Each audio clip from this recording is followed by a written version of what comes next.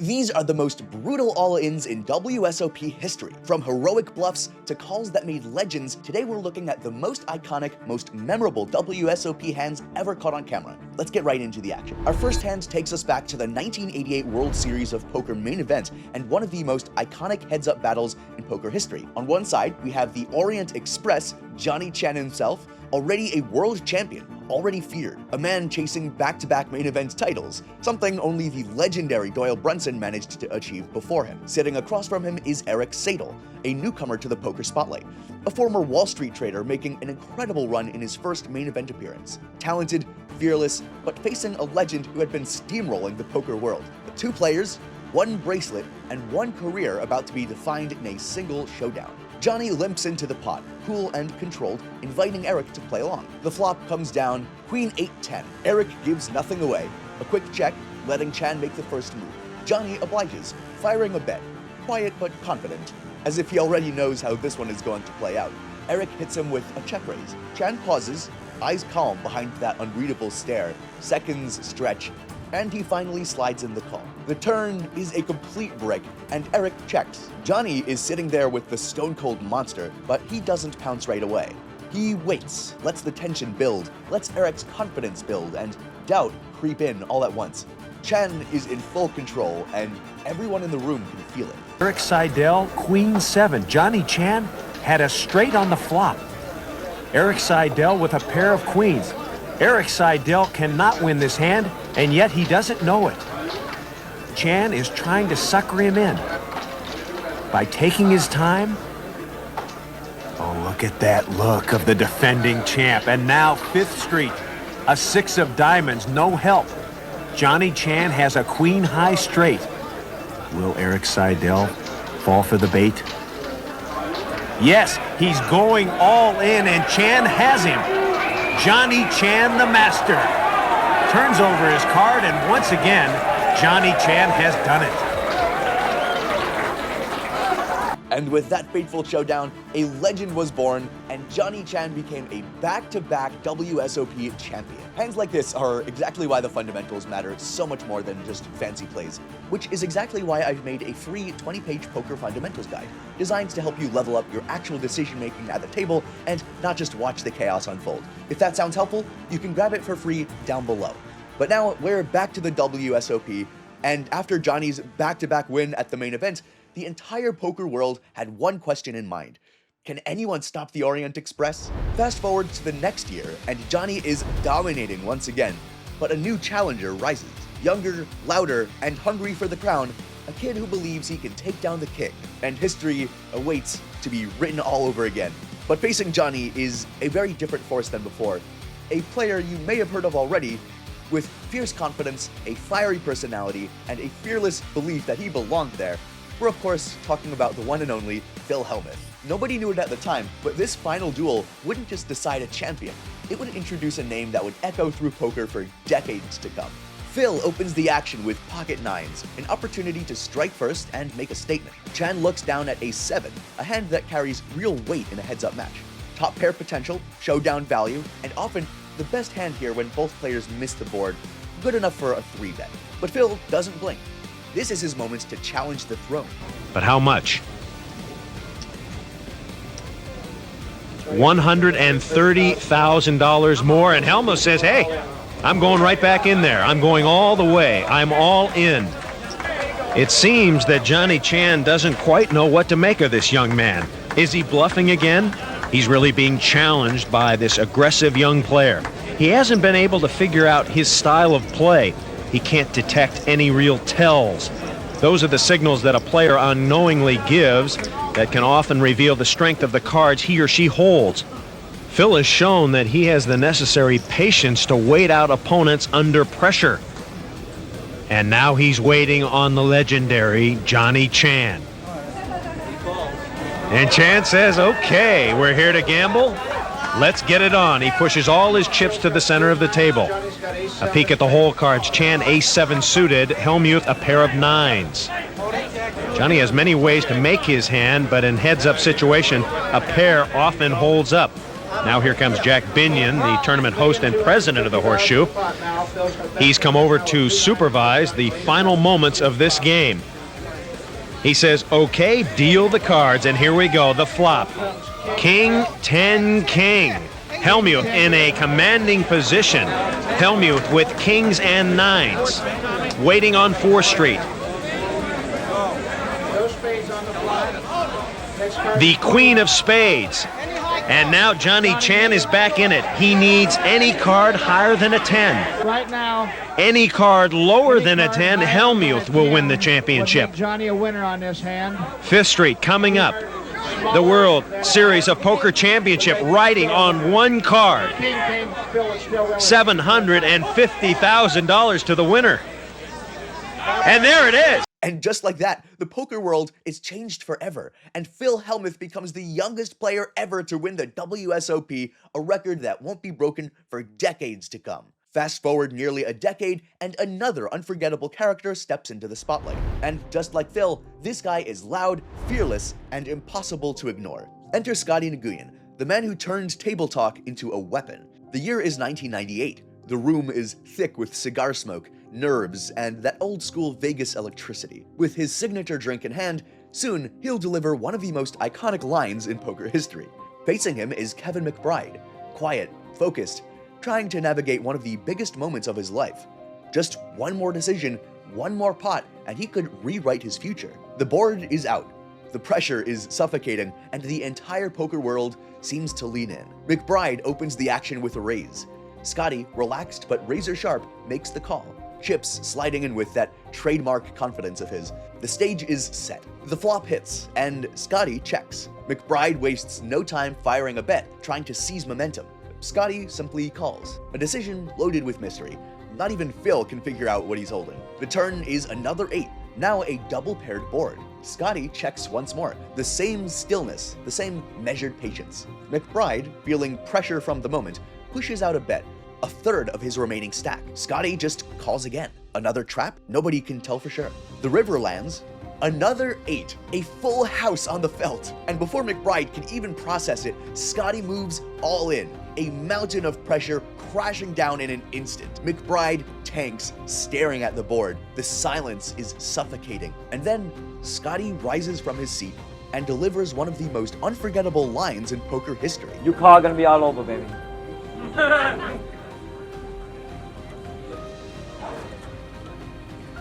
I call. I play the board. Kevin calls. Scotty's got a 9.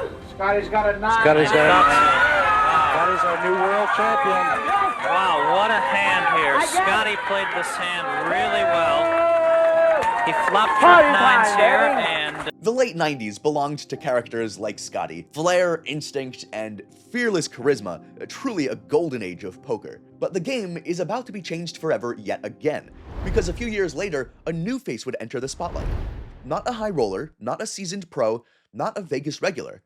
Instead, it was just some guy who was sitting behind a computer one week and suddenly the next week battling the world's best. His name? Chris Moneymaker, the guy with the coolest, most apt name ever for what he's doing. Las Vegas, 2003. Nobody in the room knew it yet, but poker was about to change forever. On one side sits Sam Farha, the picture of old-school poker glamour. Sharp suit, gold accessories, and his signature cigarette, a high-stakes veteran known for reading souls as easily as cards. And across from him is a complete unknown, Chris Moneymaker, an amateur accountant from Tennessee who won his seat online for the price of dinner. This guy has never even played a live tournament before, and somehow he found himself in a heads-up match for the biggest title in the game. It was the ultimate clash of worlds. The polished professional versus some random dude who wasn't supposed to be here. The crowd expected experience to win, of course, but instead, the poker world witnessed a moment that shattered assumptions and revolutionized the game in ways we've never seen before. After a full 11 hours of play, neither player is willing to give an inch of ground to the other. Now, Chris opens the action with King 7, and Sam defends his big blind with Queen 9. The flop comes down, 9-6 deuce. A top pair for Sam, and no help for Chris. Sam checks it over to the aggressor, and Chris checks behind, careful not to overplay his hand. The turn is another spade. and Sam quickly decides to take the betting lead. Chris has picked up a ton of equity, a perfect time to go on the offensive. Sam quickly calls, determined not to go down without a fight. The river is an absolute brick. No help for Chris here. Now holding only king high, most amateurs would choke under pressure. Most would just check behind, just hoping their hand holds up. But Chris knows that if he wants to win this, he has to commit to something. And then it happens. One of the ballsiest bluffs I've ever seen in a high-stakes tournament. I'm all in. Chris is all in. Chris Moneymaker going all in with nothing. A stunning play from Moneymaker, who missed his draws, has nothing, and now has put Sam Farhall all in. He would have to put all his chips in, and if he lost this pot, he would be out of the tournament. Moneymaker bluffed at this once, and Farhall came. He's now bluffing at it again.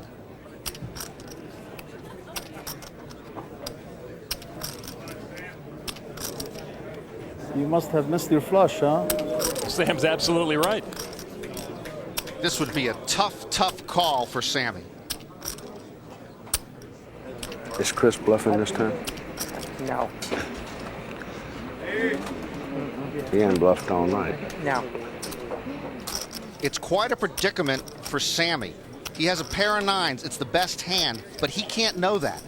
And if he calls this bet and loses, we're playing for the World Championship. If he's wrong, he's out of it. He's the runner-up. So it's really tough just to sit here and call with a pair of nines, particularly when Moneymaker has made two big bets in a row. Make a crazy call on you. Could be the best hand.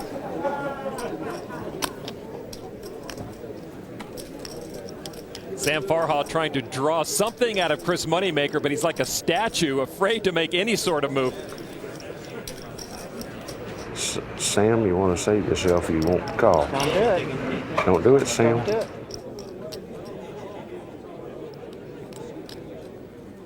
He is not. A few hands later, Moneymaker takes down the championship title, and with it, the game of poker is changed forever again. A new generation floods in, dreamers, grinders, and players from every walk of life believing that they could be the next moneymaker. Poker booms, and the game evolves, sharper, faster, tougher than ever before, all because of this moment. And at the front of that new wave is Vanessa Selbst, one of the fiercest competitors the game has ever seen. Arguably the most dominant woman in poker history, she was carving up high-stakes fields and proving that she belonged among the very best of the best. But the cards can be brutal even for the best players, and in our next clip, Vanessa will find herself at the receiving end of one of the most brutal coolers in the history of WSOP. In 2017, on day one of the main event, Vanessa finds herself in a clash that sends shockwaves through the room. Vanessa opens the action with pocket aces, and Gael Bauman goes for a set mine on the button. And the flop comes down with a perfect recipe for a setup.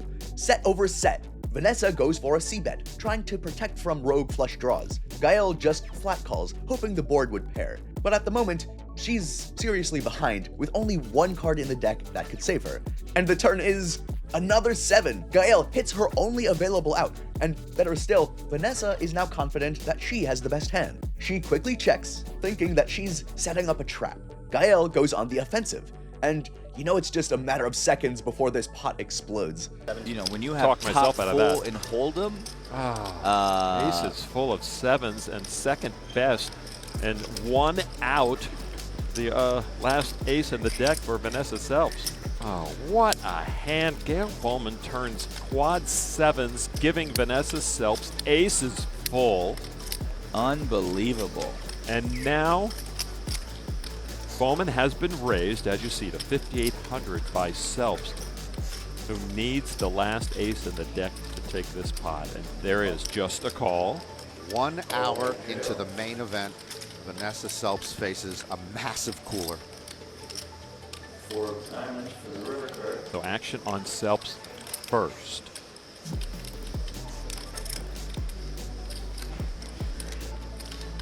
Here's the crazy thing. If she bets and Bowman moves in, she's not going to insta call. She's going to think about it with aces This full. is just a cooler moment. 50,000 behind. Yeah. Wow. Oh, that's exactly the reaction we expected. Are you serious right now? Let's see which cards, which suits I have. Ace-7 of hearts is a thing. Ace-7 of diamonds is not a thing.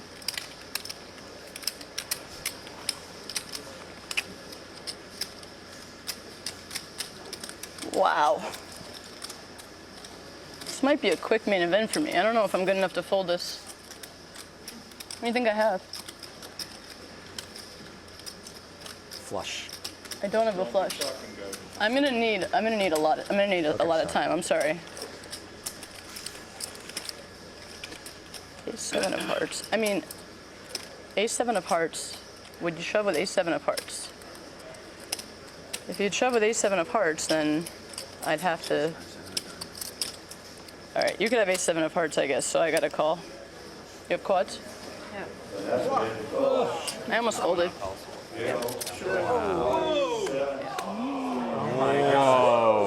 I wanted to fold. I And really that did. hand reverberates through Brasilia. It's like you can have Ace-7 of hearts there, so how can I fold? I think you shove with Ace-7 of hearts too. I wanted to fold though, I swear to God. Wanted to release my. Props to Vanessa for actually considering a fold here, but there's no way to get away from this one. The only player on the planet capable of making a laydown like this would be Mike Postle. But if you thought getting aces cracked like this is painful, wait till you see this next one. In the next hand, pocket aces get cracked in a much more brutal fashion, only this time the stakes are a lot higher. Up next, let's see what happens when bullets collide in one of the sickest bad beats of all time. This one is technically not even a bad beat, and it's not a cooler either. This sort of heartbreak should have its own category. You'll see what I'm talking about in a second. It's the 2014 Big 1-for-1 drop, the most expensive tournament in poker history. The buy-in? A staggering $1 million. Every player at the table has risked more than most people will ever see in their lifetime just to sit down at the table. Two very different contenders are in the pot. On one side, Connor Drennan, a rising star stepping onto poker's biggest, highest stakes battlefield. $1 million on the line, but you'd never know it from his expression. Across from him, Kerry Katz, a seasoned high roller. Not just a whale amateur, but a seasoned real competitor with deep experience under the brightest lights. The stage is set for career-defining moments, but nobody could have predicted what was about to unfold. The kind of poker moment that seems mathematically impossible, emotionally brutal, and unforgettable the instant you see it. Kerry is sitting under the gun, and he looks down at pocket aces. The action folds around to Connor in the big blind, who also looks down at pocket aces. For reference, the chances of this happening at a 9-handed table is 0.0133%. And when something like this happens, you just know all the chips are flying into the middle sooner rather than later. Connor goes for a 3-bet, and Kerry is taking his sweet old time pretending that he has a decision to make. He goes for a 4-bet, exactly what Connor wanted to see. The flop comes down, and Kerry breathes a sigh of relief. There's no way for him to lose anymore, and now there's a 95% chance of a chopped pot. But on the other side, Connor starts sweating, and on the turn, it turns into a full-on panic mode. Yeah, no. No, you know. Turn card down. Kings. Oh my God. It's another heart. This is getting serious for Drennan. I feel like it might. Of course it might, but like, I got some of the Antonio luck shifted over here. There hasn't been it. Me neither. A river heart would give Katz the pot and knock Drennan out of the big one. And now the river card. No! I'm so sorry. Drennan flushed out of this tournament. $1 million buy-in wiped out in aces versus aces. And that right there is the pure cruelty of poker on display. $1 million evaporated in a heartbeat. So, if you haven't already, to make sure that you don't lose this much money all at once, grab my free poker guide in the description below so that you can learn to avoid these kinds of brutal spots as much as possible, if you ever end up in this kind of scenario.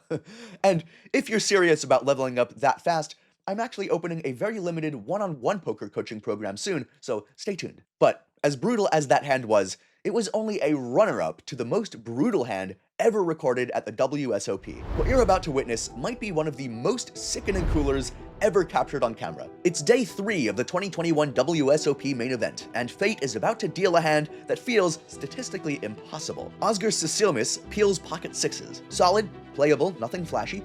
Across the table, Chang Liu finds pocket 4s. two small pairs. No fireworks, no warning signs for what's about to come next. Until the flop hits. Cecilmus flops a full house. The kind of dream scenario that sends adrenaline straight through your veins. He's already imagining dragging a pile of chips his way. But across from him, Liu is living a dream even rarer. Quads. A once-in-a-lifetime moment. This is a disaster already in motion.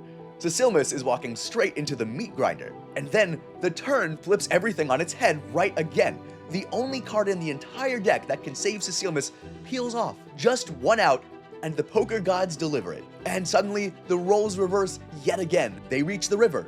Cecilmus fires a bet, steady and solid. Liu sits motionless, trying to contain the excitement that must be boiling inside of him. He goes for a raise. Certainly, he's about to stack a man clinging to a much weaker full house, right? Even he knows he's about to be on top.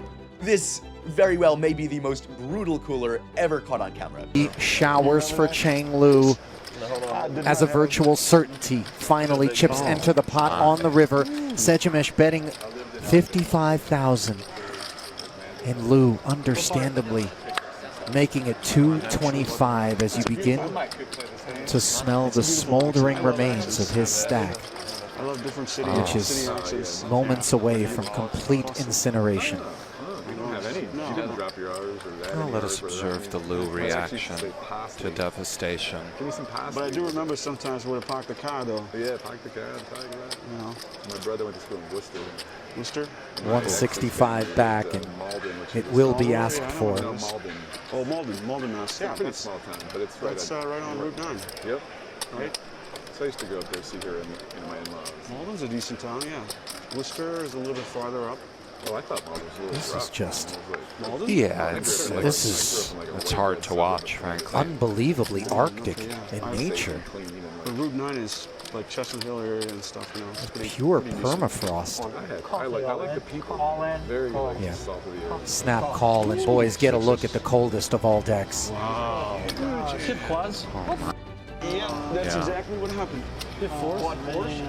Oh my God. Dreams shattered in an instant.